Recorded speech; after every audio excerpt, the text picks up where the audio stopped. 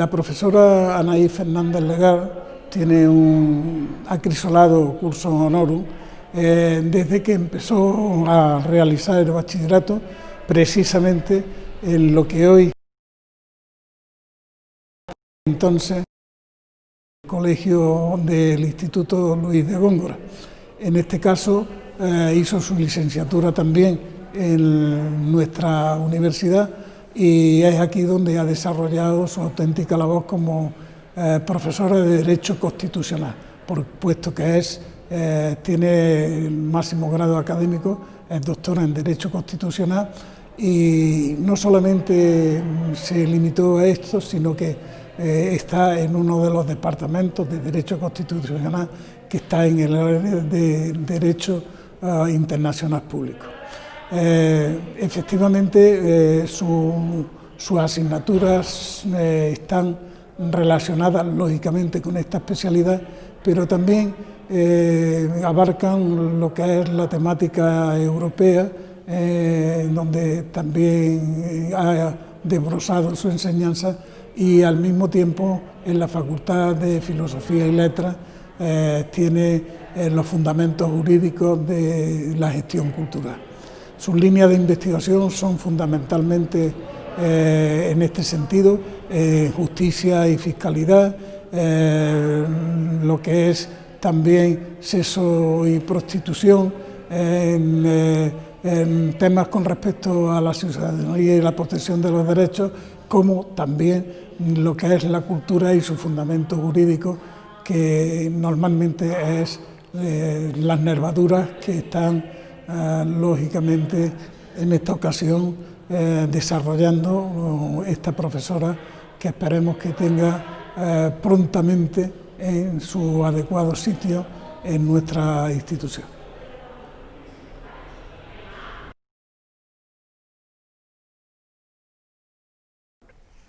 Excelentísimo señor presidente de la Real Academia de Ciencias, Bellas Letras y Nobles Artes de Córdoba, señoras y señores miembros de la misma, compañeros y compañeras, amigos y amigas. Permítanme que mis primeras palabras sirvan para expresar sentimientos, emoción, de satisfacción y aún de orgullo por haber sido distinguida con el honor de intervenir en esta institución más que bicentenaria. Y también de agradecimiento a sus integrantes y de modo señalado a su presidente, el profesor don José Cosano Moyano, por brindarme la ocasión de intervenir desde esta insigne tribuna de la Real Academia de Ciencias, Bellas Letras y Nobles Artes de Córdoba, y hacerlo con ocasión de la celebración del Día de nuestra Constitución, la Constitución de 1978. Para mí supone, como digo, una enorme satisfacción este encuentro, esta sinergia entre la Academia y la Universidad, instituciones culturales por antonomasia, y a la vez una gran responsabilidad.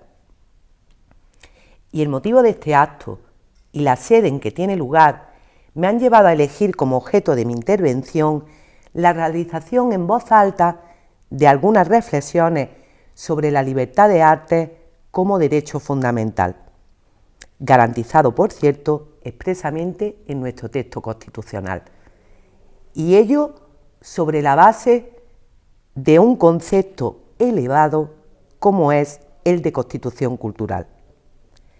Es además, según creo, un tema de gran actualidad, como pone de manifiesto una mirada a algunos asuntos que recientemente han ocupado un primer plano de nuestra vida cotidiana dentro y fuera de nuestras fronteras. Pero conviene empezar por el principio.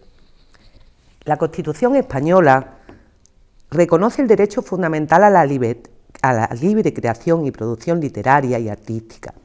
Lo hace de manera específica junto a otros derechos de la comunicación intelectual, todos los cuales constituyen manifestaciones de la libertad de expresión en sentido amplio y prolongación, a su vez, de la libertad ideológica y con ello del libre desarrollo de la personalidad en su vertiente emancipadora y liberadora que es el arte. Ello supone que el arte definido por el Diccionario de la Real Academia como manifestación de la actividad humana mediante la cual se interpreta lo real o se plasma lo imaginado con recursos plásticos, lingüísticos o sonoros, el proceso creador en sí mismo y la difusión de la creación artística se protegen al más alto nivel y gozan de garantías específicas como la prohibición de censura previa o la reserva al juez del secuestro de la obra artística. Permítanme ahondar algo más en el significado de este derecho de creación y expresión artística. Para ello, hemos de dirigir la mirada al derecho internacional de los derechos humanos, de una parte, y a la interpretación sistemática del propio texto constitucional, de otra. Si el contenido de todos los derechos fundamentales debe construirse de acuerdo con el derecho internacional de los derechos humanos, este mandato interpretativo resulta, a mi juicio, particularmente pertinente en el terreno de los derechos culturales, tanto en la perspectiva de la integración europea como en la internacional. De ello, sin duda, emerge un concepto de cultura que integra e incluye el respeto de todos los derechos humanos como categoría indivisible. Además, la Constitución misma conforma un sistema, de suerte que todas sus normas han de interpretarse en armonía y sintonía con el resto de preceptos constitucionales. En este sentido, quiero destacar ahora el juego del mandato del artículo 9.2 de la Constitución. Dice así: corresponde a los poderes públicos promover las condiciones para que la libertad y la igualdad del individuo y de los grupos en que se integra sean reales y efectivas, remover los obstáculos que impidan o dificulten su plenitud y facilitar la participación de todos los ciudadanos en la vida política, económica, cultural y social. Esta cláusula transformadora por antonomasia enlaza con la idea fuerza de progreso que proclama el preámbulo constitucional, en aras a la consecución de una sociedad democrática avanzada y su corolario que podríamos calificar como estado de cultura. Al propio tiempo, no es posible dejar de enlazar ambos derechos culturales, libertad de creación cultural y el derecho de acceso a la cultura. También este último se encuentra expresamente garantizado en nuestra Constitución. El artículo 44 dice así: los poderes públicos promoverán y tutelarán el acceso a la cultura, a la que todos tienen derecho. Es cierto que lo hace entre las normas relativas a los principios rectores de la política social y económica, y por consiguiente, como un principio que, a diferencia de la libertad de expresión artística, no ostenta en rigor técnico la categoría nominal o formal de derecho fundamental. Sin embargo, este precepto posee un enorme potencial como nódulo vertebrador de la llamada Constitución cultural. Por esa razón, no solamente protege el derecho de acceso de todos a la cultura, sino también la participación en la vida cultural. Y de ese modo, dos facetas del derecho, subjetiva y colectiva, que refuerzan a su vez el derecho fundamental de creación artística.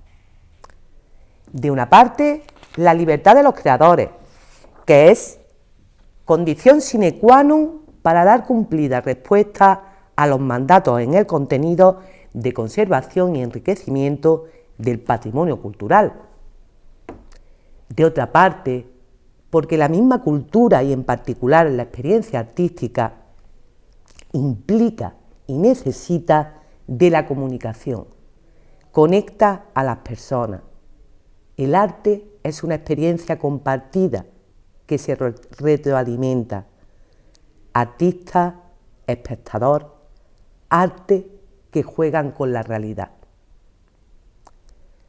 Al propio tiempo, es de sobra conocido que los derechos en un Estado constitucional no son ilimitados. En el caso que nos ocupa, el propio apartado 4 del artículo 20 dispone que los derechos que contempla encuentran sus límites en el respeto a los derechos reconocidos en este título, en los preceptos de las leyes que los desarrollen y especialmente en el derecho al honor, a la intimidad y a la propia imagen y a la protección de la juventud y de la infancia.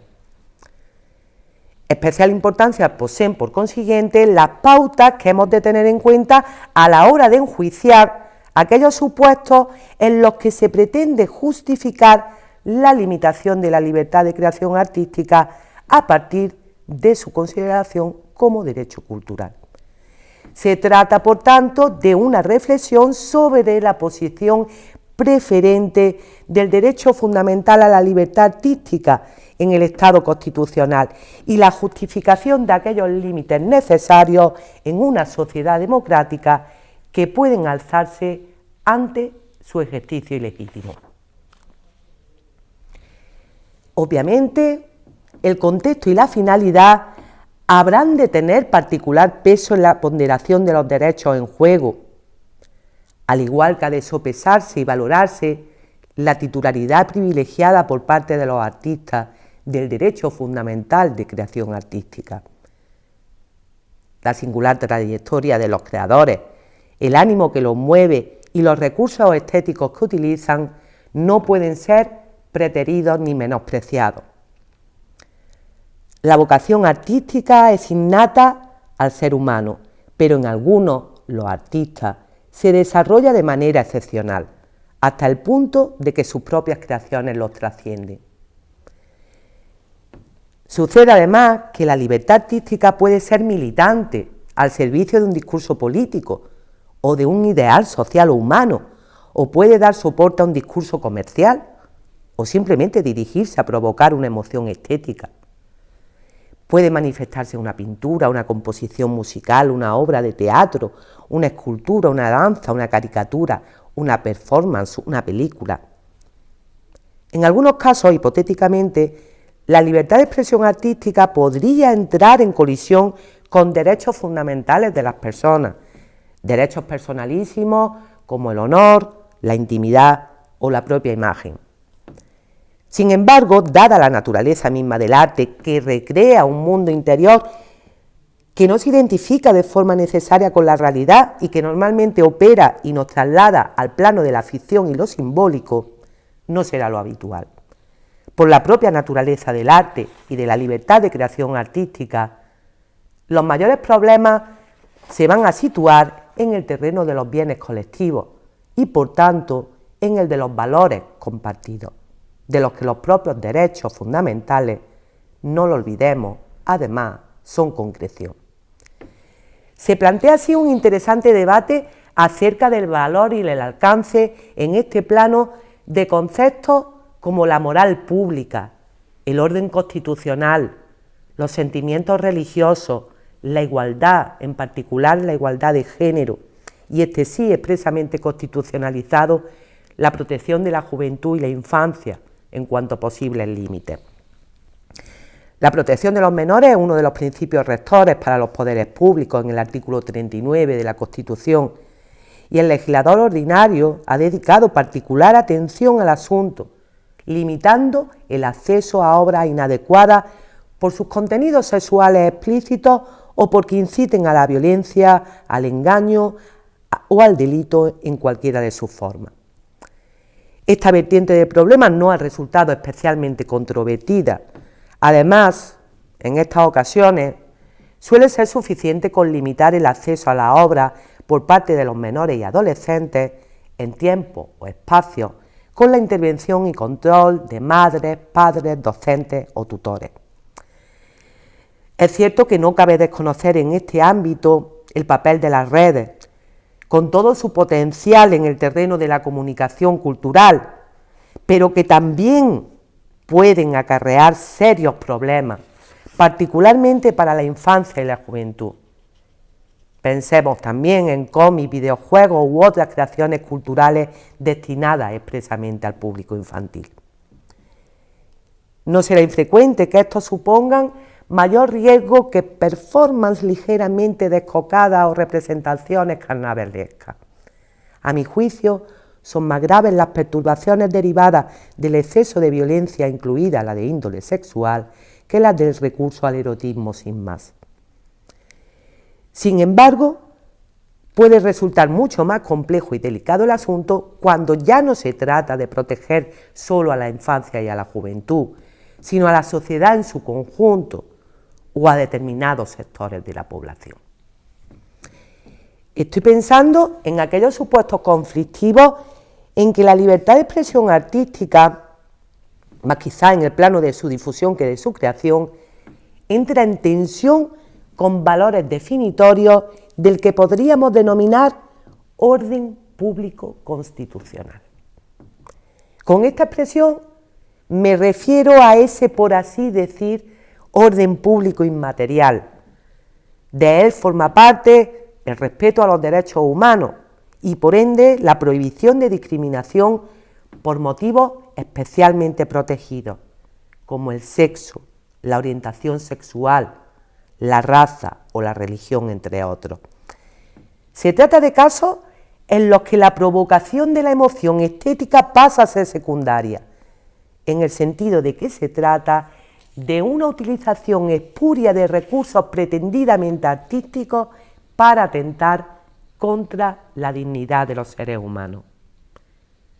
No de otra forma podemos interpretar constitucionalmente la moral pública que aparece entre las posibles limitaciones que contempla el Convenio Europeo de Derechos Humanos, que previstas por la ley podrían justificar limitaciones de la libertad de expresión artística.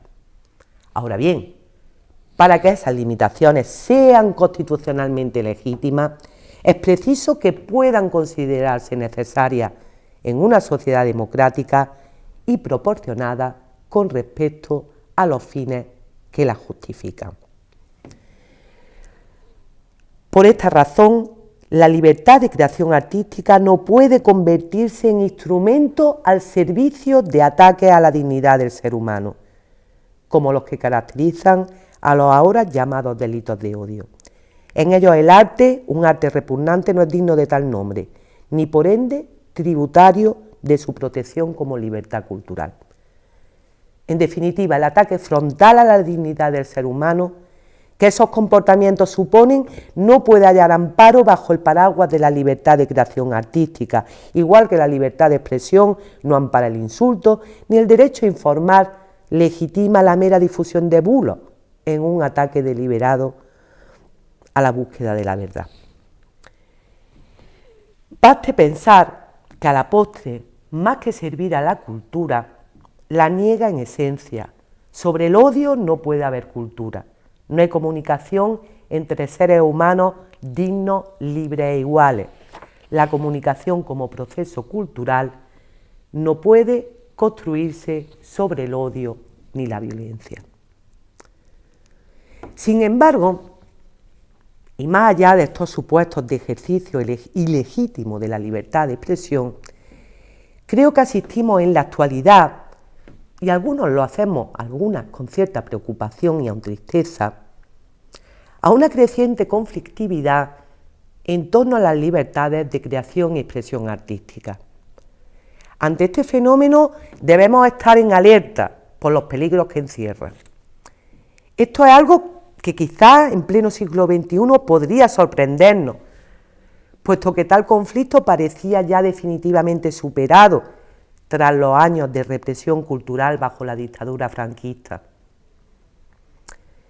Sin embargo, en el contexto actual, en el momento presente, tras esa litigiosidad, late a mi parecer el peligro de involución que podría acarrear una interpretación injustificadamente restrictiva de la libertad de las artes.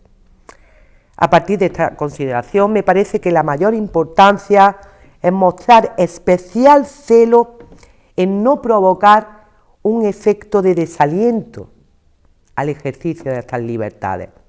Chilling effect, dice.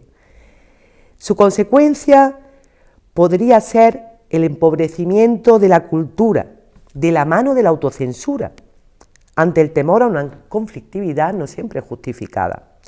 No podemos olvidar que la cultura nace de la sociedad y no es monolítica, sino que por su propia esencia es y debe ser dinámica y diversa. Pero no es solo eso. La situación descrita puede acarrear otras consecuencias indeseables. Pensemos en el riesgo de desviar la atención del terreno cultural y artístico para poner el foco en otras cuestiones, lo que puede incluso llevar a enaltecer obras cuyo valor artístico sea cuestionable per se. Me parece además peligrosa la tendencia actual, apreciable en algunos sectores de la opinión pública o publicada, a valorar a un artista y su obra por sus virtudes o falta de ellas, personales, porque sea bueno o malo, misógino, simpático o huraño, políticamente incorrecto o no, partícipe del sentir social dominante o no, y su desafortunado corolario, que podría ser el desprestigio de un artista que precisamente lo es en virtud de su obra que lo trasciende y no por razón de su particular moral.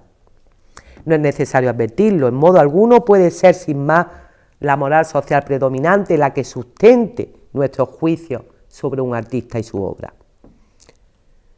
Hay además un tema sin duda delicado y espinoso, respecto al que me limitaré a deslizar un apunte en este momento.